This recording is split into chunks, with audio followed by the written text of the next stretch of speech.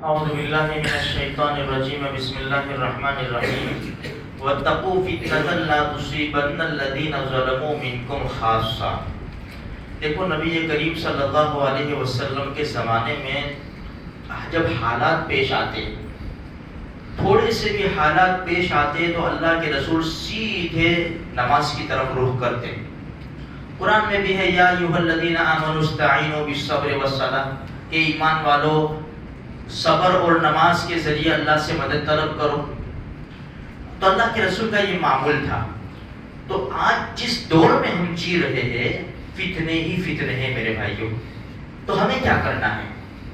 بخاری شریف کی روایت ہے، ام سلمہ رضی اللہ تعالیٰ عنہ فرماتی ہے کہ اللہ کے رسول صلی اللہ علیہ وسلم ایک رات بیدار ہوئے، اچانک نیند میں سے بیدار ہوئے۔ اللہ کے رسول کی عادت شریفہ تھی، سب کی باری باری تھی، ہماری ماں امہات المؤمنین ہماری ماؤں کی۔ تو اس رات ام سلمہ رضی اللہ تعالیٰ عنہ کے پاس تھے ہمارے نبی۔ تو ام سلمہ رضی اللہ تعالیٰ عنہ فرماتی ہے کہ اچانک بیدار ہوئے اللہ کے رسول صلی اللہ علیہ وسلم، اور یوں فرمایا کہ بہت ساری برکتیں نازل ہوئی، بہت سارے فتنے اتارے گئے۔ ان حجرے والیوں کو کون جگائے گا؟ یعنی دوسری جو عورتیں تھیں ہمارے نبی کی بیویاں تھیں، ان کی طرف اشارہ کر کے کیا، ان حجرے والیوں کو کون جگائے گا کہ وہ اٹھے اور نماز پڑھے؟ پھر ایک جملہ اور کہا اللہ کے رسول صلی اللہ علیہ وسلم نے، بہت سی باریک لباس پہننے والی عورتیں قیامت کے دن ننگی ہوگی۔ دو باتیں ارشاد فرمائی، ایک تو فتنے کے وقت نمازوں کی طرف آنا ہے، لیکن افسوس کی بات ہے اتنے سارے فتنوں میں ہم جی رہے ہیں، پھر بھی مسلمانوں کا بہت بڑا طبقہ نمازوں سے دور ہے، بہت بڑا طبقہ۔ ہم نمازوں کے ذریعے اللہ کا قرب حاصل کریں۔ بھائی قاعدہ ہے، جب تم اللہ کی عبادت کرو گے اللہ کی مدد آئے گی، اللہ کی عبادت چھوڑو گے اللہ کی مدد اٹھ جائے گی۔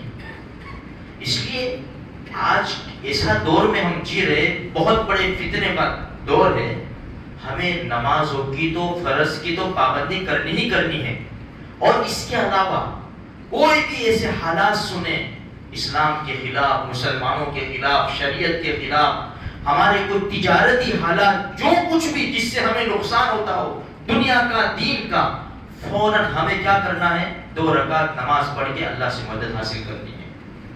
اور دوسری بات جو اخیری الفاظ اللہ کے رسول نے فرمائے، بہت سی باریک کپڑا پہننے والی عورتیں ننگی ہوگی۔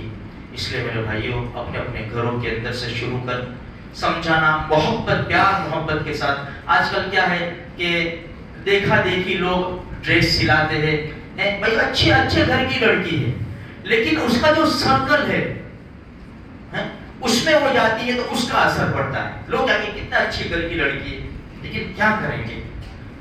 شیخ سعدی علیہ رحمٰن فرمائے، صحبت صالح ترا صالح کند، صحبت طالح ترا طالح کند۔ اچھی صحبت تجھے اچھا بنائے گی اور بری صحبت تجھے برا بنائے گی۔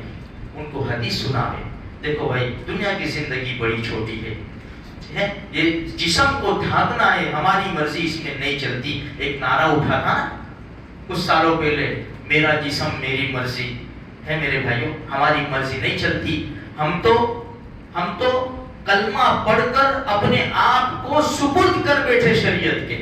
اب شریعت جیسا کہے گی ایسا ہم کریں گے۔ اسی طرح لڑکے لوگوں کو بھی سمجھنا چاہیے کہ پورا لباس پہنے، اچھی طرح لباس پہنے، اپنے بالوں کو صحیح ڈھنگ سے کٹائے۔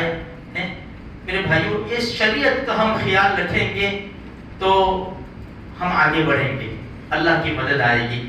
ہم شریعت کا گیت گاتے ہوئے بھی شریعت کا خیال نہ رکھیں، کلمہ پڑھے شریعت کا، محمد رسول اللہ صلی اللہ علیہ وسلم کا، اور فالو کرے اللہ کے رسول کے دشمنوں کو، کہاں سے مدد آئے گی؟ اس لیے ہمارے لیے ضروری ہے ہم نمازوں کی طرف بھی متوجہ ہوئیں، اور جو معاشرے میں گندگی پھیلی ہوئی ہے اس کو بھی دور کرنے کی محنت کریں۔ اللہ مجھے آپ کو سارے مسلمانوں کو اس کی توفیق بخشے۔